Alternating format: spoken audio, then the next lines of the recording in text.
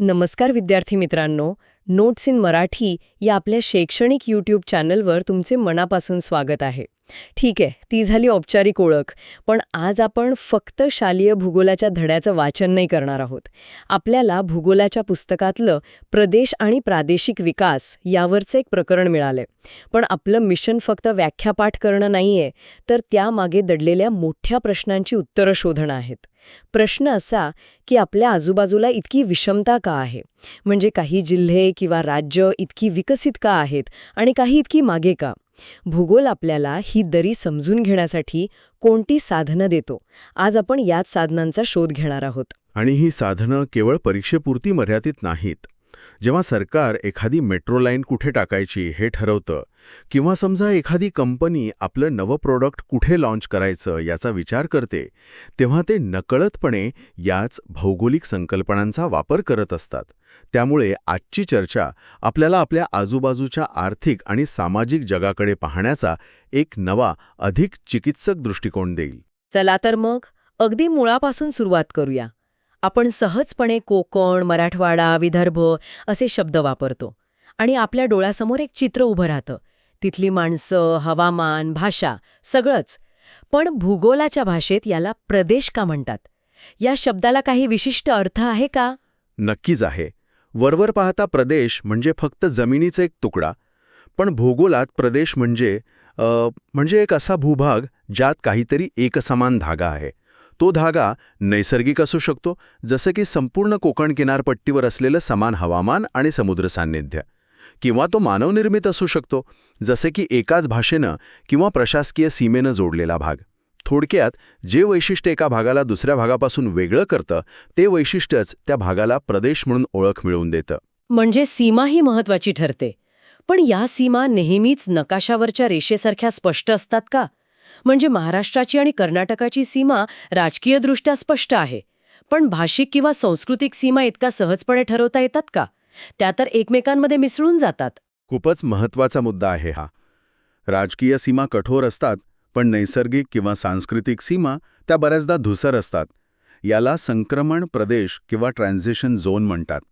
उदाहरणार्थ, जिथे दख्खनचं पठार संपतं आणि कोकण किनारपट्टी सुरू होते, तो सह्याद्रीचा घाटमाथा हा एक संक्रमण प्रदेश आहे. इथे दोन्ही प्रदेशांची वैशिष्ट्ये एकत्र आलेली दिसतात. त्यामुळे कोणताही प्रदेश ओळखण्यासाठी जरी त्याचं स्थान, विस्तार आणि सीमा आवश्यक असल्या, तर या सीमा लवचिक असू शकतात हे समजून घेणं महत्त्वाचं आहे. आता इथेच एक रंजक मुद्दा येतो. आपल्या स्रोतांमध्ये प्रदेशांचे 2 प्रकार दिले आहेत: औपचारिक म्हणजे फॉर्मल आणि कार्यात्मक फंक्शनल. ही नावं थोडी किचकट वाटतात, पण यातून जगाकडे पाहण्याचे 2 वेगवेगळे दृष्टिकोन मिळतात असं दिसतंय. बरोबर. याला 2 लेन्स किंवा चष्म्यांसारखं पाहूया. औपचारिक प्रदेश म्हणजे असा चष्मा जो समानतेवर लक्ष केंद्रित करतो. उदाहरणार्थ, आपण जर भारतातील काळ्या मृदेचा प्रदेश पाहिला, तर गुजरात, महाराष्ट्र, मध्य प्रदेशातील ज्या भागात ही मृदा आहे, तो सगळा भाग एक औपचारिक प्रदेश झाला. इथला समान धागा आहे मृदेचा प्रकार. याच्या सीमा जवळपास निश्चित असतात. आणि या औपचारिक प्रदेशांना ओळखण्याचं व्यावहारिक महत्त्व काय? म्हणजे ठीक आहे, इथे काळी माती आहे, पण त्याचा उपयोग काय? याचा प्रचंड उपयोग आहे. जेव्हा सरकार दुष्काळग्रस्त प्रदेश जाहीर करतं, तेव्हा ते एक औपचारिक प्रदेश निश्चित करत असतं, जिथे पावसाची सरासरी कमी आहे. आणि एकदा का तो प्रदेश जाहीर झाला की तिथे मदतकार्य, कर्ज योजना, अनुदान यांसारख्या गोष्टी सुरू होतात. अच्छा. म्हणजे नकाशावरची एक रेषा लोकांच्या आयुष्यावर थेट परिणाम करते. शेती संशोधनासाठी, नियोजनासाठी या औपचारिक प्रदेशांची ओळख खूप आवश्यक आहे. वा, म्हणजे हे फक्त पुस्तकी वर्गीकरण नाही, तर यावर कोट्यावधी रुपयांची धोरणच जरतात. आता दुसऱ्या चष्म्याबद्दल सांगा, कार्यात्मक प्रदेश. हा औपचारिक प्रदेशापेक्षा कसा वेगळा आहे? कार्यात्मक प्रदेश समानतेवर नाही, तर आंतरक्रियांवर म्हणजे इंटरॅक्शन्सवर लक्ष केंद्रित करतो.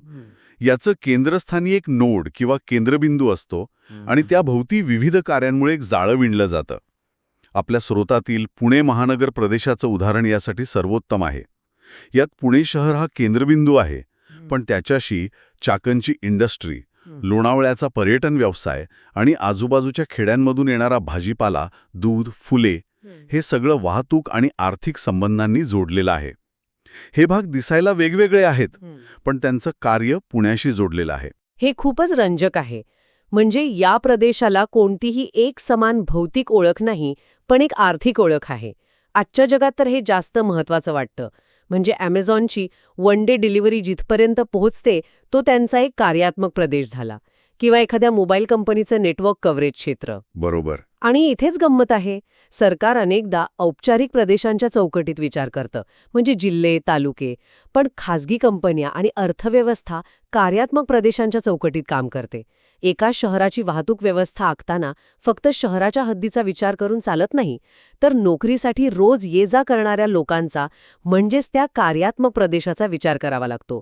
या दोन दृष्टिकोनांमध्ये जेव्हा अंतर पडतं, तेव्हा नियोजनाचा बोजवारा उडतो. तर प्रदेशांची रचना कशी असते हे आपण पाहिलं, पण हे कार्यात्मक प्रदेश आपल्याला पुढच्या मोठ्या प्रश्नाकडे घेऊन जातात. पुणे किंवा मुंबईसारखे केंद्रबिंदू इतके शक्तिशाली का बनतात, आणि त्यांच्या सभोवतालचे काही भाग विकसित होतात तर काही का मागे राहतात. आपल्या स्रोतांमध्ये 3 काल्पनिक प्रदेशांची I ची आकडेवारी दिली आहे, जी हीच विषमता दाखवते. हो, ती आकडेवारी खूप बोलकी आहे. प्रदेश अ मध्ये दरडोई उत्पन्न खूप जास्त आहे, गरिबी कमी आहे आणि शहरीकरणही जास्त आहे. वरवर पाहता हा एक आदर्श विकसित प्रदेश वाटतो. पण स्रोत आपल्याला तिथेच थांबायला सांगत नाही. तो आपल्याला केवळ आर्थिक आकड्यांच्या पलीकडे पाहण्यास सांगतो. कारण विकास म्हणजे फक्त पैसा नाही. बरोबर. म्हणजे एखाद्या प्रदेशात खूप उद्योग आहेत, उत्पन्न जास्त आहे, पण तिथली हवा प्रदूषित असेल, स्त्री-पुरुष गुणोत्तर खूप कमी असेल, किंवा साक्षरतेचं प्रमाण कमी असेल, तर त्याला आपण खरंच विकसित म्हणू शकतो का? हाच विकासाच्या संकल्पनेतील कळीचा मुद्दा आहे. म्हणूनच दरडोई उत्पन्नासोबतच शिक्षण, आरोग्य, आयुर्मान, लिंग गुणोत्तर यांसारखे सामाजिक निर्देशांकही तितकेच महत्त्वाचे ठरतात. या सगळ्या घटकांवरच एखाद्या प्रदेशाचा विकास अवलंबून असतो. आपल्या स्रोतानुसार यावर परिणाम करणारे 3 मुख्य घटक आहेत. त्यातला पहिला आहे प्राकृतिक घटक, म्हणजे निसर्ग. हे तर उघड आहे की जिथे सुपीक जमीन, मुबलक पाणी आणि चांगला हवामान आहे, तिथे शेती चांगली होणार आणि विकासाला चालना मिळणार. हो, पण यातही बारकावे आहेत. जसं की केवळ नैसर्गिक साधनसंपत्ती असून भागत नाही, तर ती वापरण्याचं तंत्रज्ञान आणि भांडवलही लागतं. मध्य पूर्व देशांकडे कित्येक शतकं तेल होतं, पण ते काढण्याचं तंत्रज्ञान आल्यानंतरच त्यांचा विकास झाला, नाही का? खरंय. याउलट जपानसारख्या देशात नैसर्गिक साधनसंपत्ती कमी असूनही त्यांनी मानवी कौशल्याच्या जोरावर विकास केला. त्यामुळे निसर्ग सुरुवात करून देतो, पण विकासाचा वेग माणूस ठरवतो. आणि इथेच दुसरा घटक येतो, लोकसंख्या. लोकसंख्या ही नेहमीच एक समस्या म्हणून पाहिली जाते, पण ती एक शक्तीसुद्धा असू शकते, नाही का? नक्कीच. लोकसंख्या हे दुधारी शस्त्र आहे. केवळ संख्या महत्वाची नाही, तर तिची गुणवत्ता महत्वाची आहे. म्हणजे शिक्षण, आरोग्य आणि कौशल्य. यालाच मानव संसाधन म्हणतात. यातही लोकसंख्या मनोऱ्याची, पॉप्युलेशन पिरामिडची संकल्पना महत्वाची आहे. ज्या देशात तरुण आणि कार्यशील म्हणजे वर्किंग एज लोकांची संख्या जास्त असते आणि लहान मुलं व वृद्धांची संख्या कमी असते, त्या देशाला डेमोग्राफिक डिव्हिडंड किंवा लोकसंख्याशास्त्रीय लाभांश मिळतो. भारताला सध्या हा लाभ मिळत आहे. पण हा एक विंडो ऑफ ऑपॉर्च्युनिटी, म्हणजे संधीचा एक मर्यादित कालावधी असतो, बरोबर? बरोबर. जर आपण या तरुण लोकसंख्येला योग्य शिक्षण आणि रोजगार देऊ शकलो नाही, तर हाच लाभांश एका मोठ्या सामाजिक समस्येत बदलू शकतो. अगदी बरोबर. हा लाभांश आपोआप मिळत नाही, तो मिळवावा लागतो. आणि तो मिळवण्यासाठी तिसरा घटक महत्त्वाचा ठरतो, आर्थिक क्रिया. ज्या प्रदेशाची अर्थव्यवस्था अजूनही केवळ शेतीवर म्हणजे प्राथमिक व्यवसायावर अवलंबून आहे, ते प्रदेश सहसा कमी विकसित राहतात. याउलट जिथे उद्योग, द्वितीयक व्यवसाय आणि सेवा क्षेत्र म्हणजे तृतीयक व्यवसाय, बँकिंग, IT, पर्यटन हे वाढतं, तिथे विकासाचा वेग जास्त असतो. कारण सेवा क्षेत्रात कमी संसाधनांमध्ये जास्त आर्थिक मूल्य निर्माण करण्याची क्षमता असते. आता हे सगळे मुद्दे आपण भारताच्या संदर्भात पाहूया. आपल्या देशात ही प्रादेशिक विषमता किंवा असमतोल खूपच तीव्रतेने दिसतो. महाराष्ट्र, गुजरात, तामिळनाडू यांसारखी काही राज्य औद्योगिक आणि सेवा क्षेत्रात खूप पुढे आहेत. तर बिहार, ओडिशा, उत्तर प्रदेश यांसारखी राज्य अजूनही बऱ्याच अंशी शेतीवर अवलंबून आहेत. या असमतोलाची मूळ कारणं काय आहेत? याची कारणं ऐतिहासिक, भौगोलिक आणि राजकीय अशा अनेक पातळ्यांवर आहेत. काही प्राकृतिक आहेत, जसं की ईशान्येकडील राज्यांचा दुर्गम डोंगराळ भाग वाहतुकीसाठी आणि उद्योगांसाठी एक आव्हान ठरतो. पण जास्त मोठी कारणं मानवनिर्मित आहेत. यातील सर्वात महत्त्वाचं म्हणजे पायाभूत सुविधांची, इन्फ्रास्ट्रक्चरची कमतरता.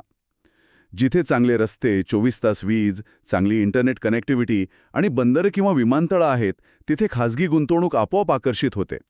आणि हा एक दुष्टचक्र तयार करतो. जिथे गुंतवणूक येते तिथे रोजगार निर्माण होतो, लोकांची क्रयशक्ती वाढते, त्यामुळे आणखी व्यवसाय येतात. आणि जिथे पायाभूत सुविधा नाहीत तिथे गुंतवणूक जात नाही, त्यामुळे तो भाग आणखीच मागे राहतो. बरोबर. याला संचयी कारणमीमांसा म्हणतात. विकास हा विकासाला जन्म देतो आणि अविकास हा अविकासाला. त्यामुळे हा असमतोल नैसर्गिकरित्या कमी होत नाही, उलट तो वाढत जातो. म्हणूनच सरकारला यात हस्तक्षेप करावा लागतो. मग हा असमतोल कमी करण्यासाठी सरकार काय उपाययोजना करतं? आपल्या स्रोतांमध्ये काही धोरणांचा उल्लेख आहे? हो, सरकार अनेक आघाड्यांवर काम करतं. पहिलं म्हणजे मागास प्रदेशांची निवड करून त्यांच्यासाठी विशेष आर्थिक पॅकेज किंवा अनुदान दिलं जातं. जसं की आदिवासी भागांसाठी किंवा दुष्काळग्रस्त भागांसाठी विशेष योजना असतात. दुसरा आणि सर्वात महत्त्वाचा उपाय म्हणजे त्या भागांमध्ये पायाभूत सुविधा निर्माण करण्यावर प्रचंड गुंतवणूक करणं. रस्ते, रेल्वे, वीज, सिंचन यामुळे खाजगी उद्योगांना तिथे जाण्यासाठी प्रोत्साहन मिळतं. आणि तिसरा उपाय म्हणजे उद्योगांचे विकेंद्रीकरण. म्हणजे उद्योगांना मुंबई, पुणे, मँगलोर यांसारख्या शहरांमध्ये एकवटण्याऐवजी त्यांना मागास भागांमध्ये उद्योग सुरू करण्यासाठी करसवलती किंवा इतर फायदे दिले जातात. पण हे उपाय कितपत यशस्वी होतात? कारण आजही आपण पाहतो की बहुतेक उद्योग मोठ्या शहरांभोवतीच केंद्रित आहेत. हा एक खूप मोठा वाद विषय आहे. या धोरणांना काही प्रमाणात यश नक्कीच मिळालं आहे. अनेक मागास जिल्ह्यांमध्ये MIDC म्हणजे मिडसी स्थापन झाल्यामुळे तिथे रोजगार निर्माण झाला. पण अनेकदा केवळ सवलतींमुळे उद्योग तिथे जातात. पण स्थानिक लोकांना कौशल्याअभावी नोकऱ्या मिळत नाहीत किंवा आवश्यक पूरक वातावरण नसल्याने ते उद्योग काही वर्षांनी बंद पडतात. त्यामुळे केवळ उद्योग पाठवून भागत नाही, तर तिथे शिक्षण, आरोग्य आणि कौशल्याची एक संपूर्ण परिसंस्था, एक इकोसिस्टम उभी करावी लागते. हे खूपच गुंतागुंतीचं आणि दीर्घकालीन आव्हान आहे. तर आज आपण प्रदेशाची संकल्पना, त्याचे औपचारिक आणि कार्यात्मक असे दोन दृष्टिकोन, विकासावर परिणाम करणारे नैसर्गिक आणि मानवी घटक आणि भारतातील प्रादेशिक असमतोलाची कारणं आणि उपाय यावर एक सविस्तर चर्चा केली. पण ह्या सगळ्या चर्चेच्या शेवटी आपल्या स्रोतांमध्ये एक अत्यंत महत्त्वाचा आणि विचार करायला लावणारा प्रश्न विचारला आहे. आपण आत्तापर्यंत विकास म्हणजे दरडोई उत्पन्न, वीज वापर, रस्त्यांची लांबी याच मापदंडांवर मोजत आलो. पण या पुस्तकात मानवी आनंद निर्देशांक किंवा ह्युमन हॅपीनेस इंडेक्स शोधायला सांगितलं आहे. खरंच हा एक अत्यंत वेगळा विचार आहे. कारण या सगळ्या विकासाचा, या सगळ्या धडपडीचा अंतिम उद्देश काय आहे? तर माणसाने आनंदी आणि समाधानी जीवन जगावं. पण आपण ते मोजतच नाही. आपण फक्त माध्यम मोजतो, साध्य नाही. बरोबर. भूतानसारखा छोटा देश आपल्या देशाच्या प्रगतीसाठी सकल राष्ट्रीय उत्पादन म्हणजे GDP नाही, तर सकल राष्ट्रीय आनंद म्हणजे ग्रॉस नॅशनल हॅपीनेस मोजतो. ते आरोग्य, शिक्षण, पर्यावरण, सुशासन आणि मानसिक स्वास्थ्य यांसारख्या गोष्टींना महत्त्व देतात. हा विकासाकडे पाहण्याचा एक संपूर्णपणे वेगळा दृष्टिकोन आहे. आणि हाच विचार आजच्या चर्चेचा शेवटचा आणि सर्वात महत्त्वाचा प्रश्न आहे. जर आपण विकासाचा मापदंड म्हणून लोकांचा आनंद, समाधान आणि मानसिक स्वास्थ्य मोजायला लागलो, तर विकसित प्रदेशाची आपली सध्याची व्याख्या पूर्णपणे बदलेल का? कदाचित मग एखादा शांत, प्रदूषणमुक्त, सामाजिक सलोखा असलेलं गाव आर्थिकदृष्ट्या गरीब असूनही एखाद्या श्रीमंत पण धावपळीच्या, तणावग्रस्त महानगरापेक्षा जास्त विकसित ठरेल. या प्रश्नावर विचार करायला हवा.